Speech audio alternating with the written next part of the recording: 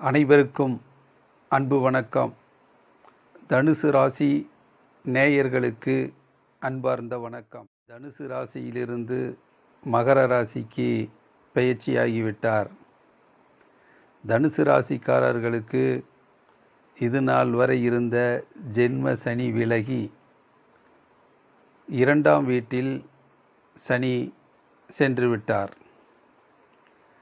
7.5 சனி 7.5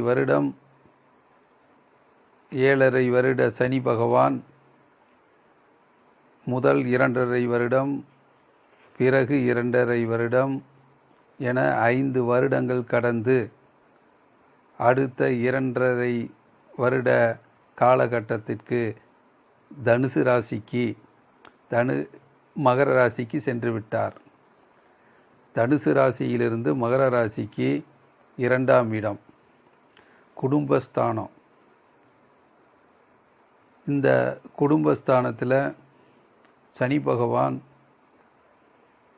குரு ஏற்கனவே அங்கே நீச்சப்பட்டு இருப்பதால் நீச்சபங்க ராஜயோகத்தோடு குருவோடு சேர்ந்த சனி பகவான் குடும்ப வாழ்க்கையை மேன்மைப்படுத்துவார்.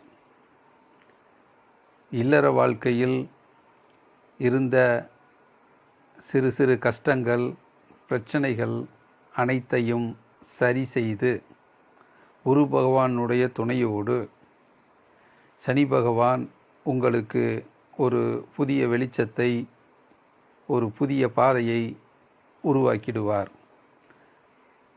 7.5 சனியினுடைய 5 வருட காலகட்டத்தினுடைய இது ஒரு இறங்கு முகமாக இந்த 2.5 வருடம் இருக்கப் போகிறது. உச்ச சனி விலகிவிட்டது, ஜென்ம சனி விலகிவிட்டது என்பதே ஒரு மிகுந்த மகிழ்ச்சியை கொடுக்கக்கூடிய விஷயம். ஆக தனுசு ராசியில் மூல நட்சத்திரம் 1ஆம் பாதம், 2ஆம் பாதம், 3ஆம் பாதம், 4ஆம் பாதம். பூராட நட்சத்திரம் 1ஆம் பாதம், 2ஆம் பாதம், 3ஆம் பாதம், 4ஆம் பாதம். உத்திராட நட்சத்திரம் 1ஆம் பாதம். இப்படி 9 பாதங்களை கொண்ட தனுசு ராசிக்காரர்கள் 2ஆம் இடத்து சனி பகவானை மீண்டும் சனிக்கிழமை தோறும் சனி பகவானை வழிபாடு செய்து இந்த 7.5 சனியினுடைய இறுதி பகுதியான 2.5 வருட காலத்தையும் நன்கு கடந்து செல்ல வேண்டும். நன்மைகள் நிறைய நடக்கிறதுக்கு வாய்ப்பு இருக்கிறது. வெற்றி மேல் வெற்றி வருவதற்கு வாய்ப்பு இருக்கிறது. துன்பங்கள் விலகுகிறது, கஷ்டங்கள் விலகுகிறது. தொடர்ந்து இருந்து வந்த பல பிரச்சனைகள் எல்லாம் விலகி ஒரு புதிய முன்னேற்றத்தை, புதிய வாழ்க்கையை நோக்கி பயணிக்க இருக்கிறது. இதே சனி பகவானுடைய பார்வை என்று பார்க்கிற போது 3ஆம் பார்வையாக 4ஆம் இடத்தை பார்க்கிறது. 4ஆம் இடம் வெற்றி ஸ்தானம், சுகஸ்தானம். ஆகவே வெற்றியையும் மகிழ்ச்சியையும் கொடுக்கக்கூடிய இடத்தை, மீனராசியை, குருவுடைய வீட்டை பார்க்கிறது. அப்பொழுது எடுத்த காரியத்திலே தங்குதடை இல்லாமல் சிரத்தையுடன் முயற்சி செய்தால் வெற்றிகள் நிறைய இருக்கிறது. அதே நேரத்தில் பண வருமானம் தங்குதடை இல்லாமல் வருவதற்கும் வாய்ப்பு இருக்கிறது. அதனால் திட்டமிட்டு செயல்பட்டு நிறைய முன்னேற்றத்தையும் லாபத்தையும் பண வருமானத்தையும் பெற்றுக்கொள்ளுங்கள். அதே நேரத்தில் எதிர்மறை சிந்தனைகள், எதிர்மறை பேச்சுக்களை தவிர்த்துவிட்டு, வீண் விவாதங்களை எல்லாம் தவிர்த்துவிட்டு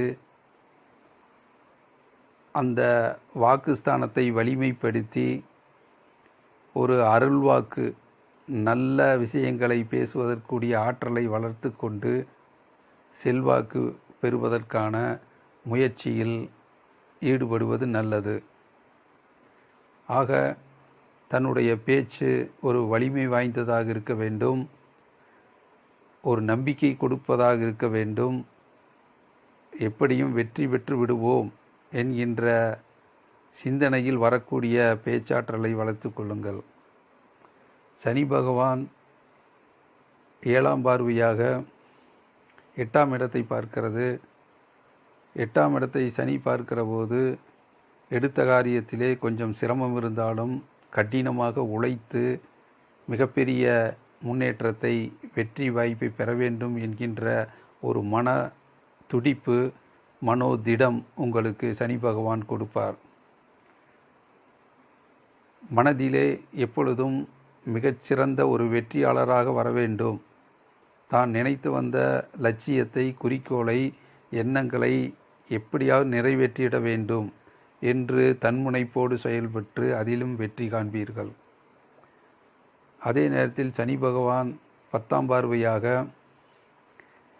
11ஆம் இடத்தை பார்க்கிறது. சுக்கிரனுடைய வீடு துலாம் ராசி, லாபஸ்தானமாக பார்க்கிறது. சனி பகவான் லாபஸ்தானத்தை பார்க்கிற போது வெற்றி மேல் வெற்றி, லாபம், உங்களுக்கு அதிர்ஷ்டம் அள்ளி குவியும். லாபஸ்தானத்தை சனி பார்ப்பது ரொம்பவும் சிறப்பு. எடுத்த காரியம் எல்லாமே லாபத்திலே முடியும். சுக்கிரனுடைய வீடாக இருப்பதால் மகிழ்ச்சிக்கு அளவு குறைவு இருக்காது. வண்டி வாகனம் வாங்குவது, ஏற்கனவே இருந்த வாகனத்தை எல்லாம் பழுது செய்து, பழுது நீக்கி, சரி செய்து, ஒரு வண்ணமயமான வாகனங்களை அழகுறச் செய்வது, இது போன்ற சிந்தனைகளில், செயல்பாடுகளில் நீங்கள் வெற்றி காண்பீர்கள். வாகனத்தில் இன்பச் சுற்றுலா செல்வது, கணவன் மனைவி சுற்றுலாவுக்கு செல்வது, வீட்டிலே திருமண காரியங்கள், சுபகாரியங்கள் தங்குதடையில்லாமல் நடக்கும். ஆகவே இது மகிழ்ச்சியை கொடுக்கக்கூடிய காலகட்டம். தொழில் நிறுவனங்கள் லாபஸ்தானத்தை நோக்கி செல்லும். ஆகவே இந்த 2.5 வருட காலம் தனுசு ராசிக்கு ஒரு உயர்வை கொடுக்கக்கூடிய, முன்னேற்றத்தை தரக்கூடிய ஒரு பொன்னான காலம். அதை கவனமோடு, சிரத்தையோடு, கண்ணும் கருத்துமாக நீங்கள் இந்த 5 வருட வாழ்க்கையை கடந்து இனி வரக்கூடிய வாழ்க்கையில் படிப்படியாக நீங்கள் உங்கள் வாழ்க்கையில் முன்னேற்றம் பெறுவீர்கள். சனி பகவான் எல்லாம் வல்ல ஆசியோடு உங்களுக்கு உறுதுணையாக இருப்பார் என்று சொல்லி இத்துடன் எனது உரையை நிறைவு செய்கிறேன். அடுத்து மகர ராசியை பற்றி பார்ப்போம். உங்கள் குபேந்திர மோகன். நன்றி, வணக்கம். தனுசு ராசியிலிருந்து